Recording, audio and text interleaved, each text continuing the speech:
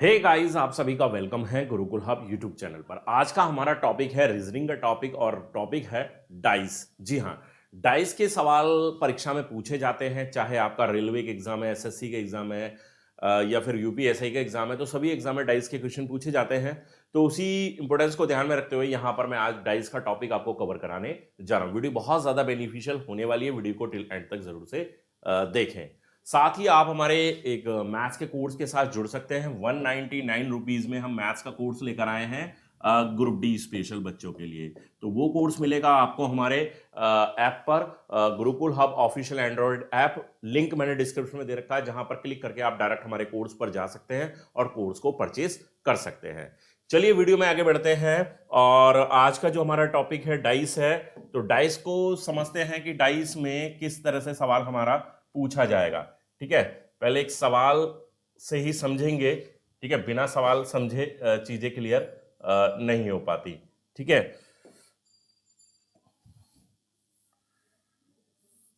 तो चलिए, तो हमारे पास ये 3 डाइस दिए हुए हैं। इन 3 डाइस में हमें कोई नंबर दे दिया जाएगा। नंबर दे दिया जाता है, मान लीजिए 2, 1 और यहां दे दिया 3। ठीक है, वैसे ही दे दिया गया 3, 1 और यहां दे दिया इस सामने वाले में 5 और ये दे दिया 4, 2 और ये दे दिया 3। तो यहां पर इस सवाल में हमसे पूछा ये जाएगा बच्चों कि 3 है तो 3 के विपरीत फलक पर, अपोजिट साइड पर कौन सा नंबर होगा। ठीक है, तो 3 के विपरीत फलक पर कौन सा नंबर होगा, ये सवाल हमसे पूछा जाएगा। अब इसमें हमें करना क्या है, सवाल को सॉल्व करते वक्त हमें क्या करना है, ध्यान देंगे। देखिए, करने का तरीका ये रहेगा कि 3 यहां पर भी है, 3 यहां पर भी है, 3 यहां पर भी है। 3 के अलावा 1 और 2 दे रखा है, 3 के अलावा 1 और 3 दे रखा है, 3 के अलावा 2 और 4 दे रखा है। तो आपने करना क्या है, 3 के अपोजिट कौन कौन सा नंबर बन सकता है। 1 बन सकता है, 2 बन सकता है, 3 नहीं बनेगा, 3 के अपोजिट 3 नहीं बनेगा। 4 हो सकता है, 5 हो सकता है और 6। बिल्कुल ध्यान से समझना एक एक पॉइंट को, एक एक चीज को। ठीक है, अब 3 के बराबर में 2 और 1 दे रखा है, तो 3 के अपोजिट में 1 और 2 तो कम से कम नहीं जाएगा, तो इसको आप कैंसिल कर लेंगे। ठीक है, अब 3 के बराबर में 1 और 5 रखा है, एक ऑलरेडी कट कर चुके हैं, 5 कट कर लेंगे। एंड फिर बोल रहा है कि 3 के अपोजिट में क्या जा सकता है, 2 और 4 तो नहीं जा सकता, तो 4 को ऑलरेडी कट कर लेंगे। 2 कट ऑलरेडी कट है, 4 को कट कर लेंगे, तो क्या बचेगा, 3 के अपोजिट क्या बच जाएगा, 6। तो 6 हमारा प्यारे बच्चों यहां पर राइट आंसर रह जाएगा, क्योंकि हमारे पास केवल 6 ही यहां पर बचा था, बाकी सारे नंबर्स हम यहां पर कट कर चुके हैं। क्लियर हुआ ये वाला सवाल। तो इस तरीके से आप इस सवाल को सॉल्व कर सकते हैं। ठीक है, इस तरीके से आप इस सवाल को सॉल्व कर सकते हैं। बाकी एक चीज और देख रहे हैं हम इस सवाल में, ये क्वेश्चन बड़ा आसान हो गया, क्योंकि यहां पर 3 के बराबर 1 और 2 नंबर दे रखा है, 1 और 5 दे रखा है, 2 और 4 दे रखा है, 6 ही नहीं दे रखा, तो 6 ही इसका आंसर वैसे भी बन पड़ता है। ठीक है, चलिए अगले सवाल पर चल लेते हैं, अगला सवाल देख लेते हैं। अगला सवाल हमारा क्या होने वाला है, ठीक है, ध्यान से समझ लेना, ताकि परीक्षा में जब ये सवाल पूछा जाए, इस तरह का कोई भी सवाल पूछा जाए, तो फिर वो आपका गलत ना हो। ठीक है, सवाल ये है कि 2, ये तो हो गया, सवाल ले लेते हैं। 3, 6, 2, 3, 6, 2 और 3, 5 और 6 और फिर बोला गया 4, 5, 3, 4, 5 और ये 3। और यहां पर हमें पूछा गया कि किसके अपोजिट पूछ रहा है, ये पूछ रहा है जी 2 के अपोजिट। ठीक है, ये केवल 2 के अपोजिट यहां पर पूछ रहा है, तो क्या आंसर बनेगा। तो समझिए इस सवाल को। इस सवाल में हम क्या कर सकते हैं, ठीक है, देखिए 2 केवल यहां पर है, 2 के अलावा यहां पर कोई और नंबर नहीं है, तो 1, 3, 4, 5 और 6, तो 2 के अलावा 6 और 3 है, 6 और 3 नहीं बनेगा, 6 और 3 कैंसिल कर लेंगे। अब देखिए 2 और कहीं नहीं है, समस्या में हम फंस गए, तो हम क्या करेंगे कि 2 के अलावा 1 भी हो सकता है, 4 भी हो सकता है, 5 भी हो सकता है। एग्जैक्ट आंसर पर अभी तक हम नहीं पहुंचे, तो इसके लिए मैं आपको एक और तरीका बता देता हूं।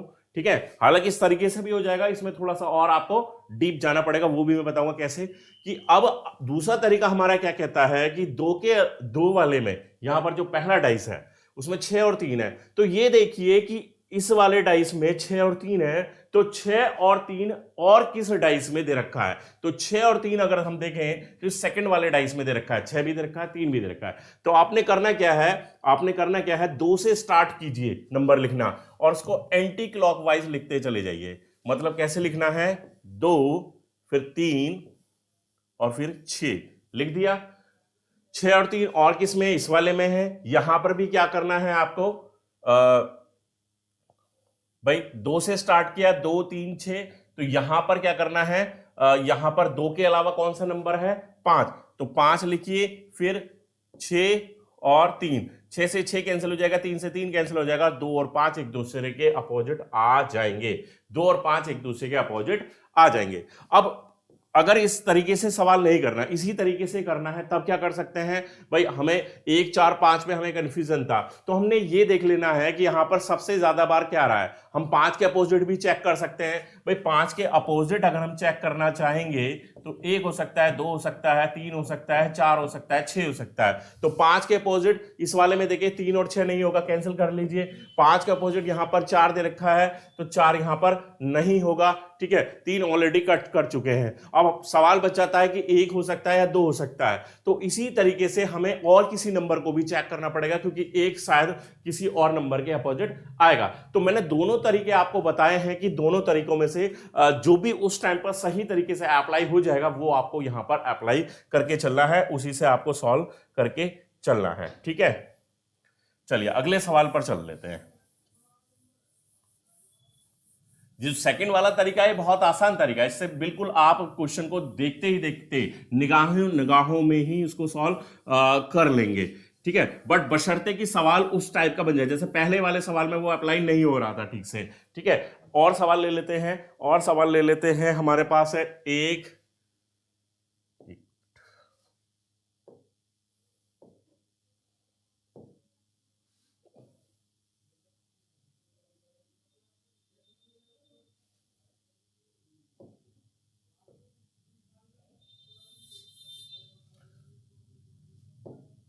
हम ले लेते हैं 1 3 6, ठीक है।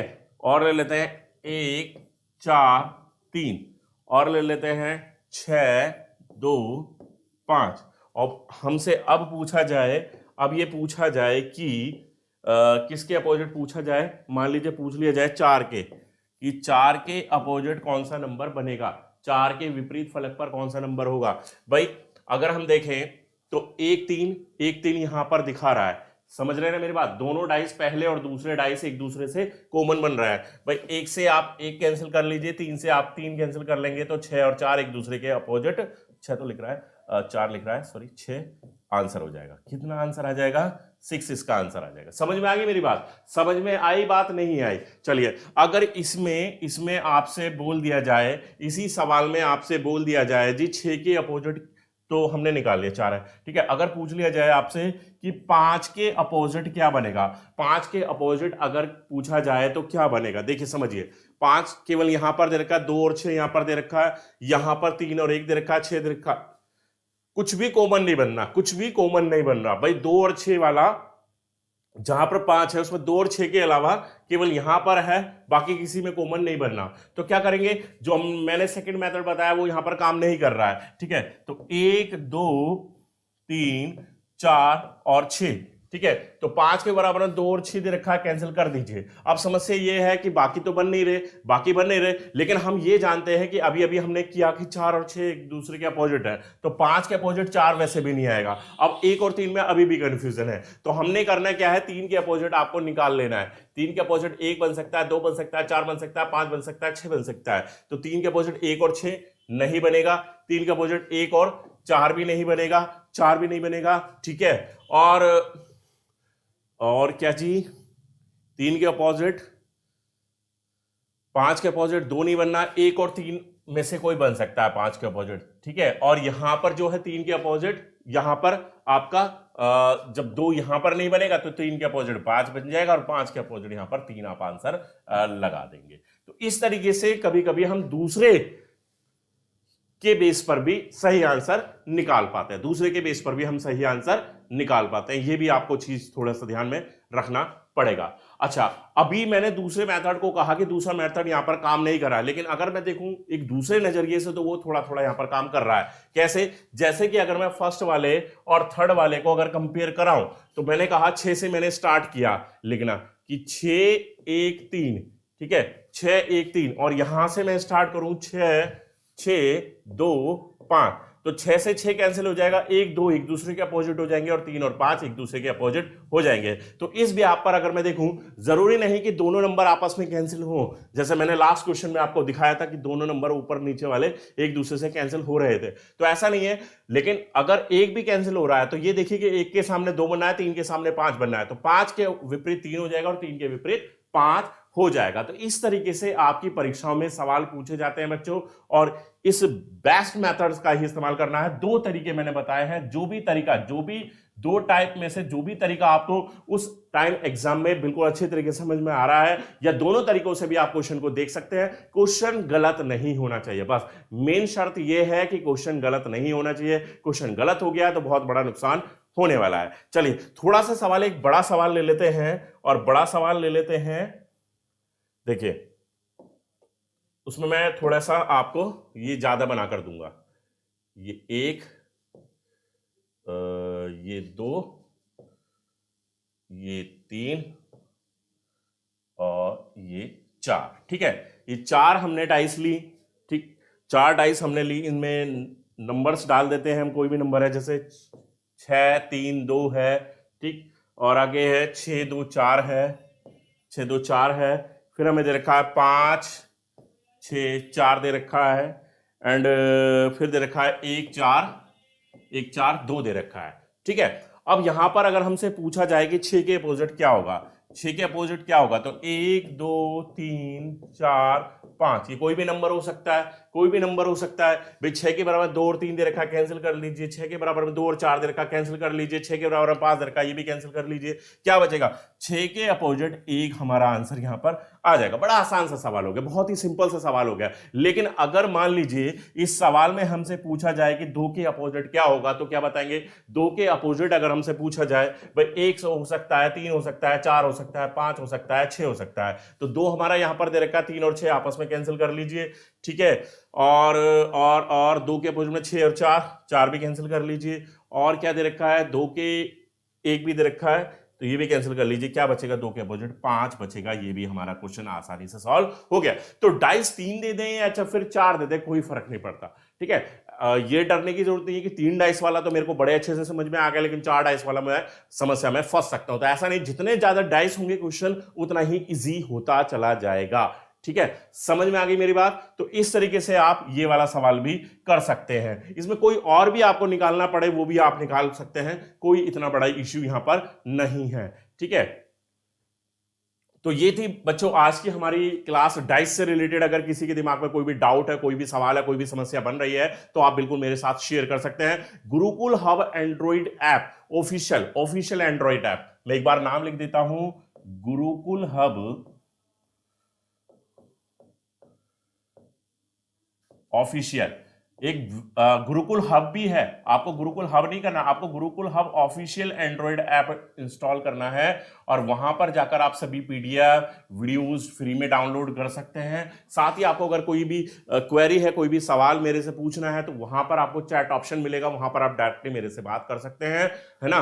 और कोई भी क्वेश्चन में डाउट है तो वो भी आप मेरे साथ शेयर कर सकते हैं। तो आज की इस वीडियो में बस इतना ही था। वीडियो पसंद आ गई, वीडियो को लाइक कर दीजिए, शेयर कर दीजिए दोस्तों के साथ, और चैनल को सब्सक्राइब नहीं किया, चैनल को सब्सक्राइब भी कर दीजिए। मिलते हैं नेक्स्ट वीडियो में, तब तक के लिए बाय, थैंक यू।